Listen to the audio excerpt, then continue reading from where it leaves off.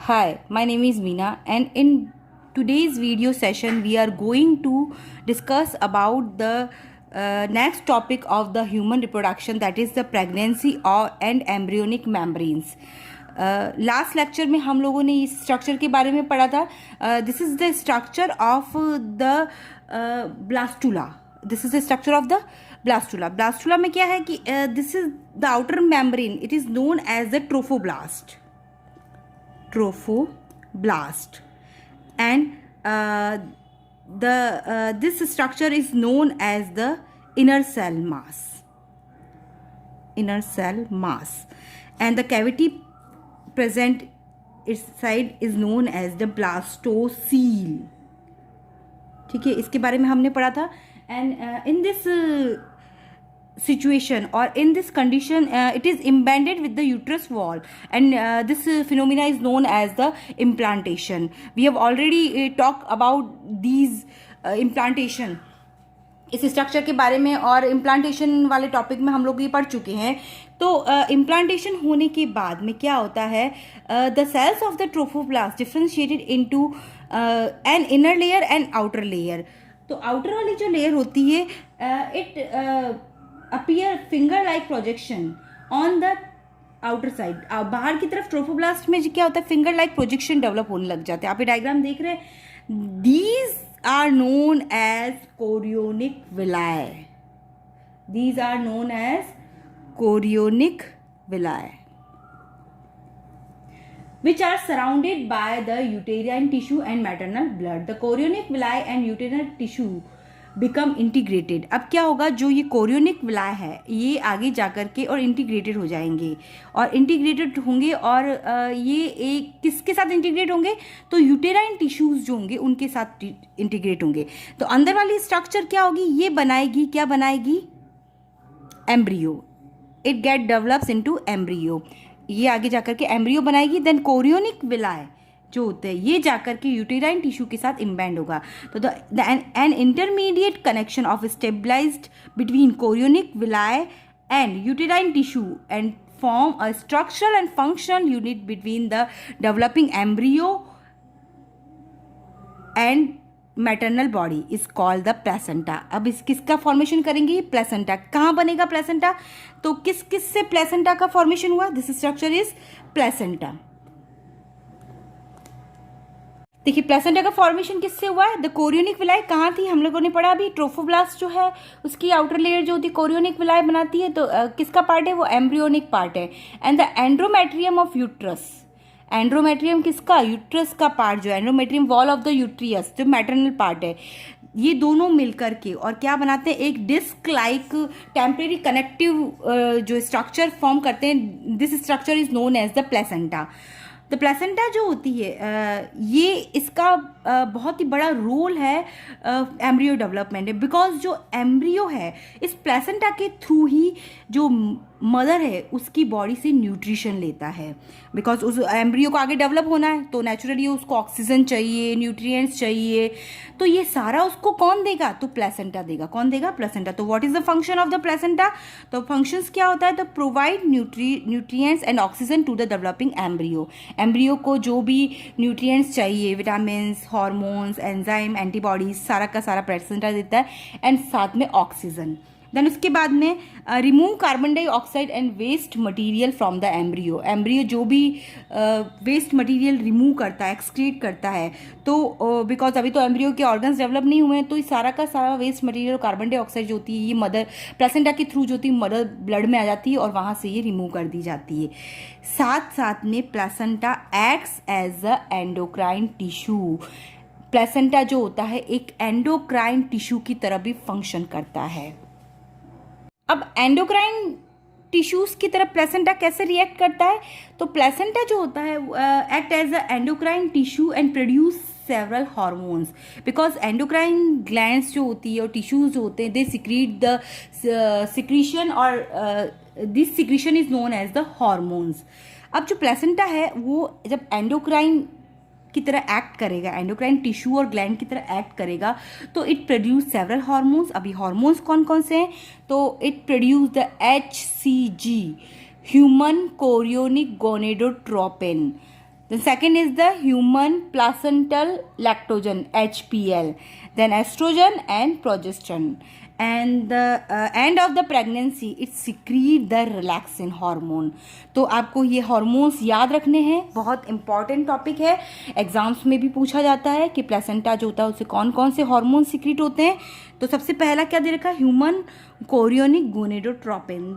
This hormone is secreted by the chorionic membrane of the embryo. जो chorionic membrane होती है जो कि इम्बेंडेंट हुई है किसके साथ में, यूट्रस वॉल के साथ में इम्बेंड होकर के, और जिसने प्लासेंटा का फॉर्मेशन किया है तो ये वहाँ से सिक्रीट होता है of the embryo by the maintaining corpus luteum. इसका मेन फंक्शन क्या होता है, ये कॉर्पस लूटियम को मेंटेन करता है. HCG जो होता है it keeps the levels of the estrogen and progesterone high and thereby prevents menstruation and further ovulation. तो ये क्या करता है, menstruation को आगे प्रिवेंट करता है, ठीक है ना, क्योंकि प्रेगनेंसी जो है उसके टाइम पे मेंस्ट्रुएशन नहीं होता, बिकॉज मेंस्ट्रुएशन की जो जितनी भी रिएक्शन होती है वो ड्यूरिंग प्रेगनेंसी के टाइम पे क्या हो जाती है, स्टॉप हो जाती है, टेम्परेरी स्टॉप हो जाती है. तो वहाँ पर ये हार्मोन जो होता है वहाँ पर प्रेगनेंसी जो होता है उसको मेंटेन करने के लिए ये सिक्रीट होता है. एक बहुत ही इंपॉर्टेंट रोल और है इस हार्मोन का, वो ये है कि this hormone is tested for the all pregnancy test. जो भी प्रेगनेंसी टेस्ट किए जाते हैं कि प्रेगनेंसी है या नहीं है, तो वो जो होता है वो उसमें जो हार्मोन होता है वो प्रेगनेंसी टेस्ट का वो, बिकॉज जब इम्बेंडेशन होगा, जब प्लासेंटा का फॉर्मेशन होगा, इट मीन्स इम्प्लांटेशन के बाद में इम्बेंडेशन होगा, प्लासेंटा बना है, इट मीन्स क्या है, प्रेगनेंसी है, तो वो पॉजिटिव आएगा, बिकॉज ये हार्मोन सिक्रीट होगा प्लासेंटा से, तो ये पॉजिटिव आएगा. तो प्रेगनेंसी टेस्ट के लिए जो हार्मोन होता है वो होता है HCG. वेरी वेरी इंपॉर्टेंट, इसको आप टिक मार्क कर देना. देन उसके बाद में दे रखा है आपको ह्यूमन प्लासेंटल लैक्टोजन. तो ये प्लासेंटल हार्मोन लैक्टोजन की तरह फंक्शन करता है. देन एस्ट्रोजन एंड प्रोजेस्टेरोन भी हार्मोन सिक्रीट होता है. Then end of the pregnancy the placenta secrete the relaxin hormone it that facilitates child birth, जो कि क्या होता है, चाइल्ड जो होता है उसके बर्थ में हेल्प करता है. जब पार्चुरेशन डिलीवरी होगी तो वहाँ पर रिलैक्सिन हार्मोन का बहुत बड़ा रोल होता है, हम उसको पार्चुरेशन में पढ़ेंगे. देन नेक्स्ट एक आपको बहुत ही इंपॉर्टेंट पॉइंट बता दूं मैं, HCG, HPL and relaxin hormone are produce in women only during pregnancy. बहुत इंपॉर्टेंट है, बाकी के हार्मोन तो फिर भी प्रोड्यूस होते हैं, एस्ट्रोजन प्रोजेस्टेरोन नॉर्मली भी फीमेल्स के कैरेक्टरिस्टिक्स के लिए बनते हैं, लेकिन जो HCG, HPL और रिलैक्सिन है ये तीनों हार्मोन ऐसे हैं जो कि कब ड्यूरिंग प्रेगनेंसी के टाइम ही क्या होंगे, सिंथेसाइज होंगे और सिक्रीट होंगे. अब देखिए तो एडिशनल हार्मोन भी सिक्रीट होते हैं. In these hormones level of the hormone like estrogen है, प्रोजेस्टेरोन है, कॉर्टिसोल है, प्रोलैक्टिन है, thyroxine increase several folds in the maternal blood. This increase production is necessary for the fetal growth as well as for the metabolic changes in the mother and maintenance the pregnancy. तो ये additional hormone और secrete होते हैं जो कि pregnancy को maintain करते हैं, और साथ ही जो मदर में मेटाबॉलिक चेंजेस आते हैं ड्यूरिंग प्रेगनेंसी. आपने देखा होगा फीमेल की बॉडी में बहुत सारे चेंजेस आते हैं, वोमिटिंग्स होती है या बहुत सारी एलर्जिक रिएक्शन भी होती है उनके अंदर. तो ये सारा का सारा जो होता है, ये सब जो होता है वो कौन कंट्रोल करते हैं, तो ये हार्मोन्स जो होते हैं प्रेगनेंसी के टाइम पे इनकी जो प्रोडक्शन है वो ज़्यादा इंक्रीज हो जाता है, जिसके कारण जो फीमेल की बॉडी में वेरियस जो होते हैं वो चेंजेस आते हैं. Then after fertilization within 1 week implantation अकर.